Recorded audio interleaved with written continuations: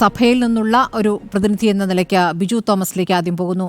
Shri Biju Thomas, ഇന്നിപ്പോൾ സഭയിൽ നിന്ന് വന്നിരിക്കുന്ന വ്യത്യസ്ത പ്രതികരണങ്ങളിൽ അൽമായ മുന്നേറ്റത്തിന്റെ നിലപാട് എന്താണ്? ഇപ്പോൾ മറ്റ് സംസ്ഥാനങ്ങളിൽ നടക്കുന്ന ആക്രമണങ്ങൾ അത് കേരളത്തിൽ ഇവിടെ ഉണ്ടാകില്ല എന്നാണ് എല്ലാ കാലത്തും വിശ്വസിച്ചു പോകുന്നത്. പക്ഷേ ഇപ്പോൾ പാലക്കാട് 2 സംഭവങ്ങൾ തുടർച്ചയായി അടുത്തടുത്ത് സംഭവിച്ചിരിക്കുന്നു.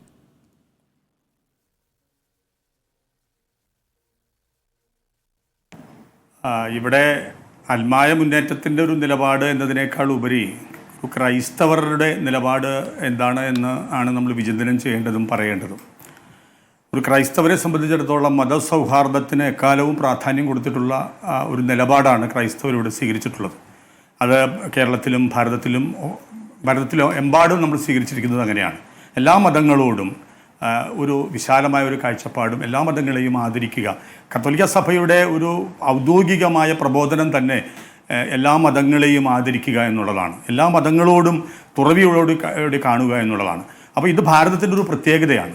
പക്ഷേ ഈ അടുത്ത കാലത്ത് ആ ഒരു പ്രത്യേകത ഭാരതത്തിന് നഷ്ടപ്പെടുന്ന ഒരു അവസ്ഥ ഉണ്ടായിക്കൊണ്ടിരിക്കുകയാണ്. അത് വളരെ ഖേദകരമാണ്. അപ്പോൾ ഇവിടെ സംഭവിച്ചിരിക്കുന്ന എന്താണ്?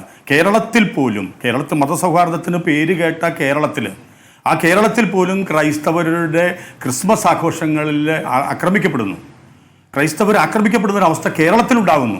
ഇത് വളരെ ഭയാനകരമായൊരവസ്ഥയാണ്. ഉത്തരേന്ത്യയുടെ കാര്യം നമ്മൾ പറയണ്ട. ഇപ്പോൾ ജാർഖണ്ഡിലാണെങ്കിലും ബീഹാറിലാണെങ്കിലും ഒക്കെ ക്രൈസ്തവ ആഘോഷങ്ങൾ അവിടെ രാത്രിയിൽ അവർക്ക് പള്ളി പോകാൻ പേടിയാണ്. അതുകൊണ്ട് പലപ്പോഴും രാത്രിയിലെ ആഘോഷം പല ഗ്രാമങ്ങളിലും വേണ്ടെന്ന് വെച്ചിരിക്കുന്നു.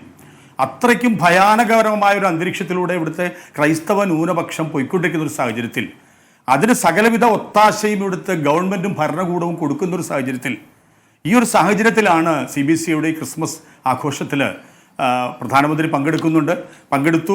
പങ്കെടുത്ത് പുഷ്പാർച്ചന നടത്തുന്നു. പ്രധാനമന്ത്രിയെ വലിയ ആദരവോടുകൂടി സ്വീകരിക്കുന്ന ഒരു സഭാ നേതൃത്വത്തെയാണ് നമ്മൾ കാണുന്നത്.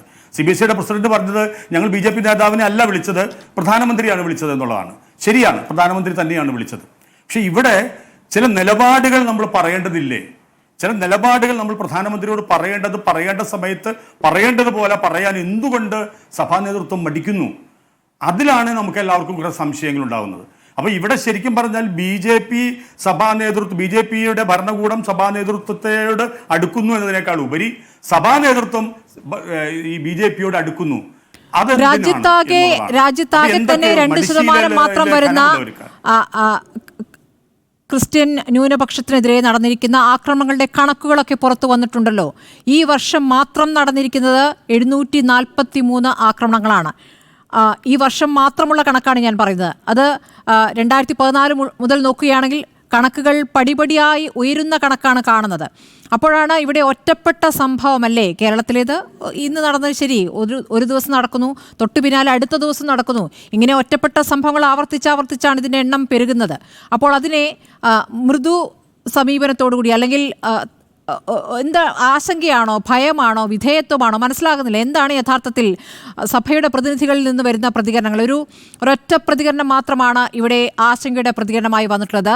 തൃശ്ശൂർ ഭദ്രാസനാധിപൻ്റേതാണ്. അദ്ദേഹത്തിൻ്റേത് ഒറ്റപ്പെട്ട ശബ്ദമാണെന്ന് പറയും. താങ്കൾ പറഞ്ഞു ഇപ്പോൾ മതവിശ്വാസികൾ പറയേണ്ട ഒരു അഭിപ്രായമെന്ന്. അപ്പോൾ താങ്കളുടെ ഒരു അഭിപ്രായം അല്ല യഥാർത്ഥത്തിൽ സഭയുടെ പ്രതിനിധികളിൽ നിന്ന് പൊതുവായി വന്നിരിക്കുന്നത്? അത് തീർച്ചയായിട്ടും അതെ. കാരണം ഇവിടുത്തെ ബഹുഭൂരിപക്ഷം വരുന്ന വിശ്വാസികൾ ചിന്തിക്കുന്നത് പോലെ അല്ല ഇപ്പോൾ പലപ്പോഴും സഭാ നേതൃത്വം ചിന്തിക്കുന്നത്. സഭാ നേതൃത്വത്തിന് പലതും സംരക്ഷിക്കേണ്ടത് ഒരു ആവശ്യമായി വന്നിരിക്കുന്നു. അതുകൊണ്ട് അവർ ഭരണകൂടത്തോട്, അത് ഇവിടെ ഇടതുപക്ഷത്തോടാണെങ്കിൽ അവിടെ BJPയോട് അങ്ങനെ ഒരു ഒട്ടി നിൽക്കേണ്ട ഒരു അവസ്ഥയിലേക്ക് സഭാ നേതൃത്വം പോകുന്നു എന്നൊരു ഗതികേട് തീർച്ചയായിട്ടും അത് വളരെ ലജ്ജാകരമായ ഒരു സംഭവമാണ്. വാസ്തവത്തിൽ ക്രിസ്തുവിൻ്റെ നിലപാടാണ് അവർ പറയേണ്ടത്. എന്താണ് ക്രിസ്തു ഇവിടെ ഉണ്ടായിരുന്നെങ്കിൽ എന്ത് നിലപാടെടുക്കുമായിരുന്നു? അപ്പോൾ തെറ്റാണെന്ന് പറയാനും പീഡനമാണെന്ന് പറയാനുമുള്ള ഒരു ചങ്കൂറ്റം എന്തുകൊണ്ട് സഭാ നേതൃത്വത്തിന് ഇല്ലാതെ പോകുന്നു? ഇപ്പോൾ പ്രധാനമന്ത്രി തീർച്ചയായിട്ടും നല്ലൊരു സാഹചര്യത്തിൽ പ്രധാനമന്ത്രി വരുന്നു, CBSEയുടെ ആസ്ഥാനത്ത് വരുന്നു, ക്രിസ്മസ് ആഘോഷത്തിൽ പങ്കെടുക്കുന്നു, നല്ല കാര്യം. പക്ഷേ പറയേണ്ടത് പ്രധാനമന്ത്രിയോട് നേരിട്ട് പറയാൻ എന്തുകൊണ്ട് കഴിഞ്ഞില്ല? ഞാൻ ഉദാഹരണം പറയാം. സ്റ്റാൻ സ്വാമിയുടെ ഒരു കേസ് വന്നിട്ട് ഇവിടുത്തെ സഭാ നേതൃത്വം നിലപാട് എന്താണ്? എത്ര മെത്രാൻ ഈ സ്റ്റാൻ സ്വാമിയെ കാണാൻ ജയിലിൽ പോയി? അദ്ദേഹം എന്ത് തെറ്റാ ചെയ്തത്? ഇവിടുത്തെ പാവപ്പെട്ടവർക്ക് വേണ്ടി, ആദിവാസികൾക്ക് വേണ്ടിയൊക്കെ നീതിക്ക് വേണ്ടി ഒരു നിലപാടെടുത്തതിന്റെ പേരിൽ അദ്ദേഹത്തെ മാവോയിസ്റ്റ് മുദ്രകുത്തി അദ്ദേഹത്തെ ജയിലിലടച്ചു. ആ വന്യ പുരോഹിതൻ അവിടെ കിടന്ന് മരിച്ചു. ഏത് പുരോഹിതൻ, ഏത് മത നേതാക്കന്മാരാണ് അദ്ദേഹത്തെ ജയിലിൽ പോയി കണ്ടത്? അതേസമയം ഫ്രാങ്കോയെ ജയിലിൽ പോയി കാണാനും അവരെ സ്വീകരിക്കാനും ഇവിടെ സഭാ നേതാക്കന്മാരുണ്ടായിരുന്നു. ഇത് വളരെ ഗതികെട്ടുള്ള ഒരു അവസ്ഥയാണ്. അപ്പം അതുകൊണ്ട് നമ്മൾ പറയുന്നത് ഇവിടെ മതസൗഹാർദ്ദം നിലനിൽക്കണം, പക്ഷേ രാഷ്ട്രീയമായി മതത്തെ ഉപയോഗിക്കുന്ന ഈ അജണ്ടയ്ക്കെതിരെ അതിശക്തമായി നിലപാടെടുക്കാൻ ക്രൈസ്തവ നേതൃത്വത്തിന് കടമയുണ്ട്.